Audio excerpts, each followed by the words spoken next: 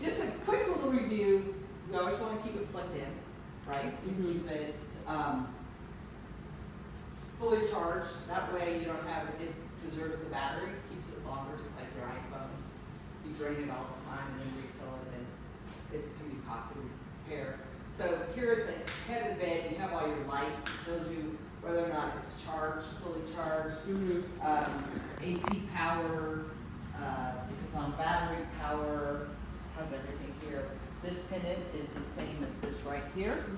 Obviously, depending on whether you're going to use the right or left, you need to make sure.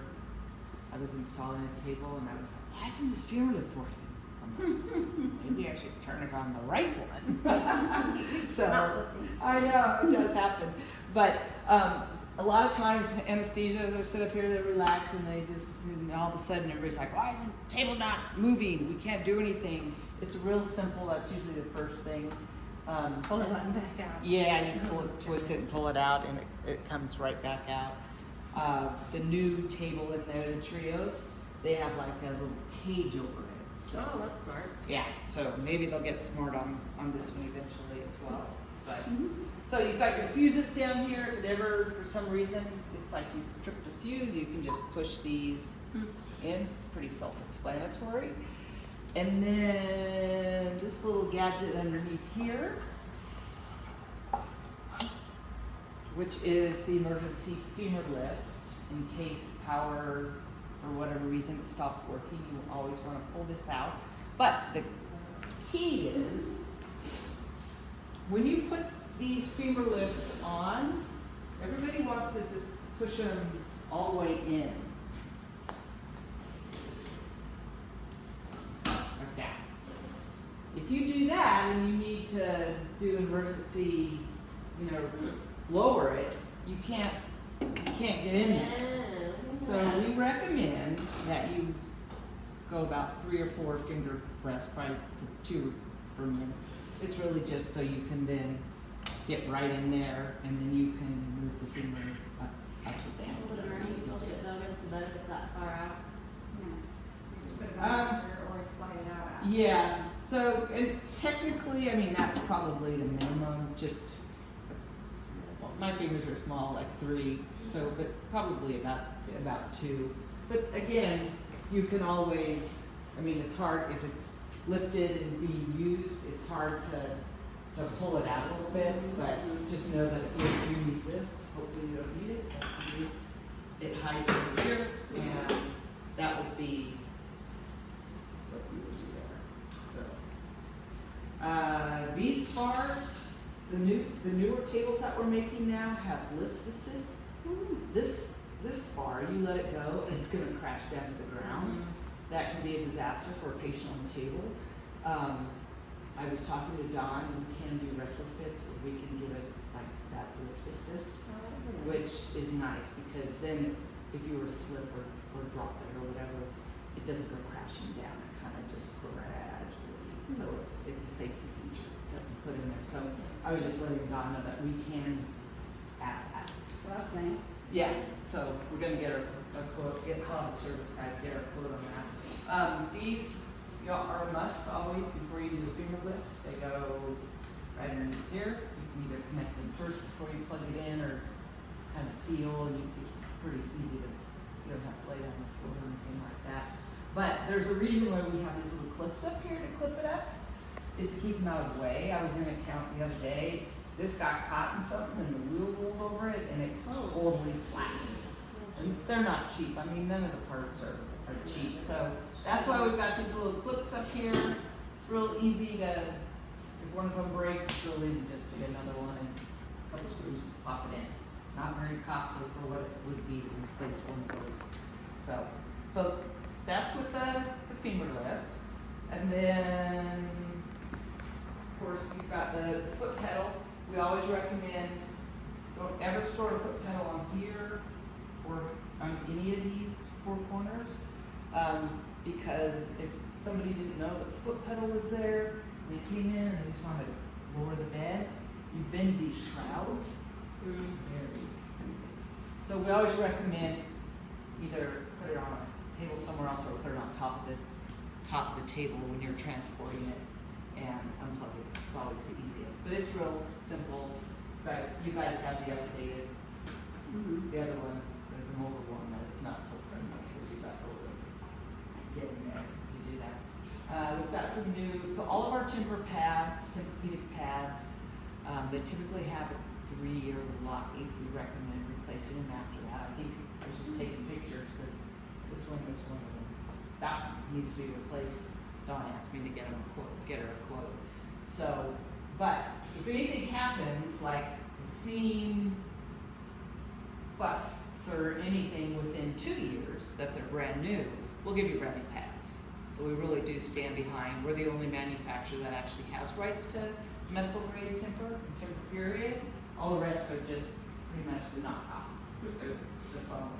So that's with the Tempur-Pedic. And then same thing, the arm boards. You guys got the reusable boots. Anybody under 4 feet 8, you'll need that boot extender to give them that a little extra few inches in there, and that will help obviously keep out of this red zone. The reason why we have this red zone because if for some reason this is somewhere in the red zone, then the surgeon can max out, and you don't want them to do that. So it's a safety thing. Say make sure if they need to extend or whatever they need, pull traction, whatever it is, they don't max out. So that's what the red zone is. So that's why you need the extender for those. So the biggest thing on these spars is the lock and the unlock. It always goes to about the 1 o'clock position. You never want to push it past that because you could break some of the components inside the spars for the locking mechanism. So if this ever does go over, we need to get service in here. Sometimes they can readjust it, sometimes it's fully broken and they have to just, it's a bigger replacement. But so that's one of the things that's very important, that this is actually locking, because if it goes too far over, it still looks like it works, but you don't have the stability, the fixation that you would normally. So that's important on that. When you're putting on a spar, you want to hold that up and I will show you. This is your black bar right here. You have this little, there's a little, pull that and the spar comes right out. So let's say she just connected the spar. I'm going to tighten it. Now do a little just like jiggle, jiggle, jiggle, jiggle. See, I can still go a few more. You can still a little more. Okay, I think we're good there. Excuse me. So that's just a little trick to make sure you get those good and snug and you don't have any play in there.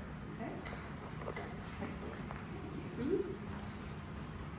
So you always want to start the case. This one was just like over here, like that. You always want to start at 0. And you always want to, this can rotate also if it gets moved, but you just, it's really important you start at 0. And that's because the surgeons will say, hey, can you go external rotation up to 120? Or can you do internal rotation to 30 or go as far as you can? And then you'll just read out whatever number lines up with this. So that's usually one of the things that they'll ask you to do. Always before you drop the spar, you always want to unlock. Otherwise you risk that if the spar does drop down, then it could pull their leg, pull some of their tendons. So you always want to do that so it goes down. So when they ask you to drop, I mean these are really heavy, you will notice a huge difference when getting the lift assist spars. But when typically what they want you to do is to go down and then over. Yeah. And then just lay down. And it's usually a pretty smooth movement. Or they'll say, okay, let's bring it back up, and then you just kind of go back and then back up and then lock it in place. So it's It's a little nerve-wracking at first. I've run a few tables on labs because not knowing ahead of time, and I'll work on getting some of the steps if that would be helpful. Your implant rep can do that as well, to kind of help you guys. So, but that's probably the biggest thing right there as far as just, you know, your fine traction. And like I said, they do traction Gross. too, so. Yeah. Ease traction. Yeah. Knee Yeah. traction. Gross traction, fine traction, and Well, I was gonna say, whatever, turn it to whatever degree or. Yeah. 'cause right. this- And when yeah. they say that, that's this, and you always want to hold this because Yes. if you don't, Mm. Their leg you get pulses. it could just flop over because they don't have any control over it. So again, you're at 0 there. So when they say, okay, let's go external rotation to 80, say, okay, we're at 80. Okay, great. And sometimes when I say, okay, let's do internal, let's go as far as you can go, or you know, whatever. And then, and if you ever get to where it's like not, but you just say, I'm feeling resistance, and they'll say, okay, back up or whatever. But once you start going, keeping this at 0, but if you hadn't said that from the From the beginning, beginning, okay. yeah, and it shouldn't get changed, but you'd be surprised. Who knows how things happen? Yeah. But that's your, you know, that's kind of like your true north right there. So, okay. I think we're ordering you some extra large boots. So they only come in small, large, and then XL, because they figure smalls, if you're a medium size, like I could fit, I wear a 7.5, I could fit into a small. If somebody was like an 8.5, you might be able to go up to large. So it just really depends. But then the XLs, like that gentleman that the first case was on, his feet were off the table. I mean, he definitely would probably need an XL for someone who's tall. So, but the key is you have, when you're placing these boots on, you've got these holes back here, and you always just want to make sure that foam that they're in is all the way in. I'm so glad that you guys use the disposable ones, because you would be shocked how many use the reusable ones, and they just jam everybody's feet in there. I'm like, oh, I think I want to keep my socks on. Yeah, I'm gonna keep my socks. Yeah, it's crazy. So that's that. I think we pretty much, you got it's pretty self-explanatory with your onboards that come out. Are there any questions or anything that you guys? No, I think it was just this. Yeah, just that, and again, the easiest thing is just, you know, starting there and going slow and so on and so forth. But I remember the first time someone said, "Here, why are you on the table?" I was like mortified because it's intimidating, right? Yes, especially when there's a patient strapped to it. Yeah, absolutely. And I've done the cadaver labs, and so then it was after that, it's like, okay, I can do this. But then I could tell that the attending who was running the lab, Yeah. he's like having to verbalize everything for me, because Yeah. I'm not in these cases all day long, you know, for the most part. Yeah. And then that's when one of the reps started doing it, and I said, "Here, you guys just do it." Yeah, you do that, I'll do this. Yeah. Or when you're first starting, because your rep's always going to be here, just have her say, "Hey, just get over my shoulder then," you know, I mean. Yeah. I understand the liability thing, but it's hard.